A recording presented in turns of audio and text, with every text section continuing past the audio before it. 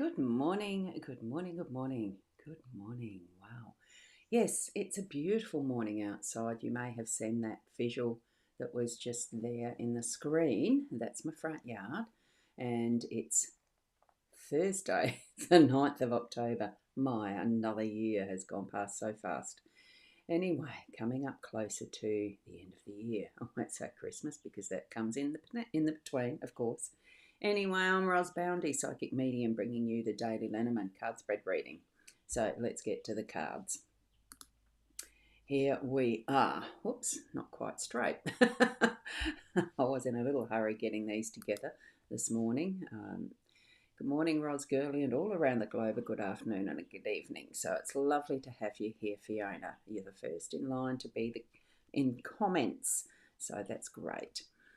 We're using the Guild of Breviary Lenormand deck as usual, Ciro Marchetti's expanded edition. The three cards that we're looking at today is Time, Tree, and the Young Man. So we'll look at those a little closer in a minute. I'll bring up the Our Wisdom card and we'll have a look at that. And there are two things we should give our children. One is roots and the other is wings. So it's a good grounding and let them fly. Beautiful, isn't it? Absolutely beautiful wisdom there. Now, just to zoom into there, and here are the three cards that we're looking at. What we have this morning is the tree as our theme, card 5 with 7 hearts. As the numbers that are here, it's the tree of life. This symbol here in the center is the Kabbalah. I can't remember, I'm pretty sure it's a Jewish teaching, learning, that type of thing. But it represents the all of life. And what we have with this is the rainbow that goes through the tree of life, the potential, the possibility, all the combinations, whatever it is that we have as our pathway is going to be symbolized in this particular symbol. It's guidance, it's messages, it's whatever we have within our realm of awareness that we're going to take note of as we're traveling that journey. Fully rooted and grounded and productive, and all that we need to have to bring forward that's going to be our fruits, and etc. We've got the gorgeous surroundings of the mushrooms, probably toadstools, who knows it, I'm calling them mushrooms, and life with the grasses and the insects that'll be in those, the insects and creatures in the trees, the birds doing their nesting, bees, all sorts, and that flies in the skies. We can't see the oceans and the waters, but we know that they're there because of the flourishing nature of this tree, the permanence, the depth that those roots would be moving through Mother Earth to gain that is the waters, to nourish its thirst, to quench its thirst, to allow that continues to grow. So trust what is within you as your plan, your symbol of Kabbalah, your potential with what is the rainbow moving through you, that covenant with the all being of what is next for us, as well as what has been our past. It is all encompassing. And move through with confidence in your day today. This is our theme. A tree confidently stands in growth and moving upward and outward and deeper with the roots, and connecting with others through that network of the root system, through that is passed through the air from the oxygen that's created. All of that potential, isn't it wonderful? So suck in that is the air we are recycling in our bodies and grounding through the earth, the energy that is connecting in that cycle of life. Okay. Now we've got the numbers. Fiona's, thankfully, thank you, Fiona, has wonderfully done the numbers for us. So the day number is 10 or a 1. Oh, it is that ending of and completion of and start of new, all in the one energy. So it's that cycle. And the cards themselves add up to a 6, those multiples of 3 again. Love it. Love it, love it, love it. Thank you very much, Fiona. So there we go with our numbers. Okay. Now, as we move through time, here we have all that is possible in the natural physical realm around us, and that inner self of the spirit as well as we gain those higher realms. Here we have time. Time is a construction of what is our human minds needing structure and the knowing of days and how time passes, because we can't reverse time. We can remember what happened in our past, but we can't reverse it to repeat it. So every single moment is a new and fresh moment in being present with our day to day. So we've got all sorts of different timekeeping pieces. There's the rooster, we've got the owl here. There would be a cuckoo. There's another bird here, which I just can't remember what that one is. I don't even know if that's mentioned in the guidebook, probably not. Then there's the bits and pieces of mechanisms that we've got that look to be created for keeping time, for telling us the time, including the most simplest of a candle here. And the complicated ones. Here's one that's, like Orbish, and the hourglass. That is a simple timekeeper. A sundial is a simple timekeeper here. The mechanisms of clocks and the pendulums and all that is contained in time. How do you feel about time? Is it going too fast for you? Is it something that has just slowed right down because you're tired? You don't want to keep up with the time. Why? All of the questions that we might have in how our time is moving. I'm getting the feeling of just, instead of keeping time, just have an awareness of it and move in your flow. Take note when you need to, and otherwise move in the flow that is most natural to you, that is part of your keeping of who you are. Okay, that's what I'm feeling with this, and that's the phrasing. So let's move across to our workspace. I'll check our comments. And we have Narelle who's popped in. Good morning, Roz. Lovely to see you, Narelle. Thank you for being here as well. And Keza, good morning, Roz. And all, thank you for commenting as well. I know none of you have to, but it's so lovely to see the comments. Well, that didn't come up. Sharon, good morning, Roz and Fiona and all the friends that join us. You're at the chiropractor at the moment and waiting for the practitioner.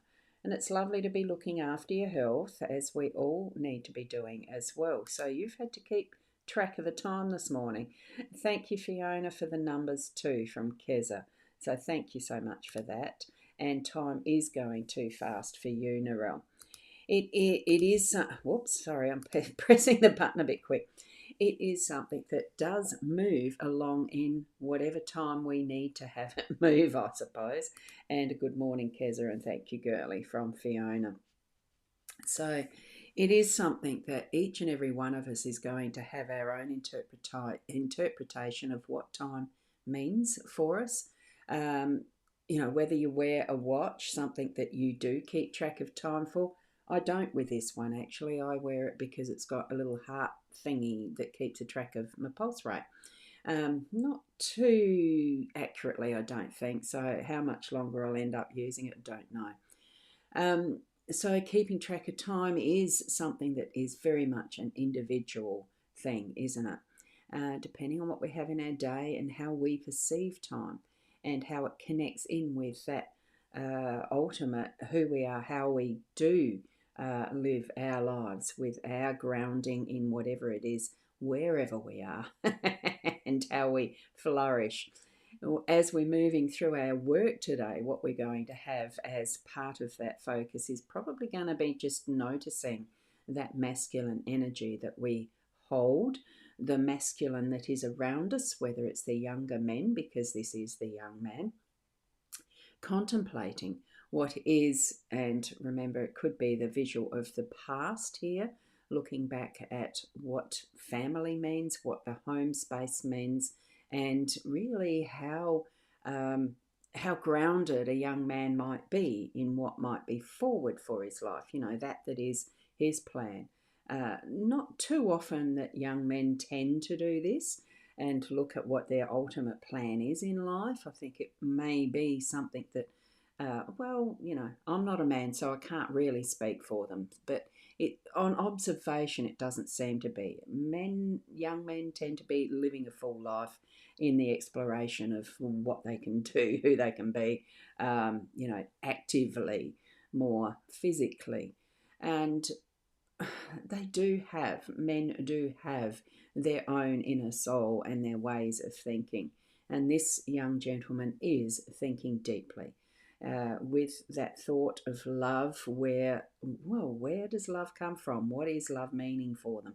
What do you love about your work? This is in the workspace. So let's just put a bit of a little more practical aspect of how we think and feel about our work, what we do for this, for the world in some respect, because each and every business, each and every thing that we do that generates income, that does things for others, that helps others out, supplying products we want to buy or services or whatever it is that we do for income, how that each and every one of those instances of businesses as well affects the overall world realm. Okay, let's have a bit of thought about what we do to earn our money that brings it home in the right timing for our home space and living a full life that really is planned out in some respect, that we've made that soul contract. Have you ever thought of it? Have you delved into it more recently? Maybe today is a bit of time there that's going to open up for you to do that thinking. Okay, bring in that is the I won't say serious, but the important thinking for the day today.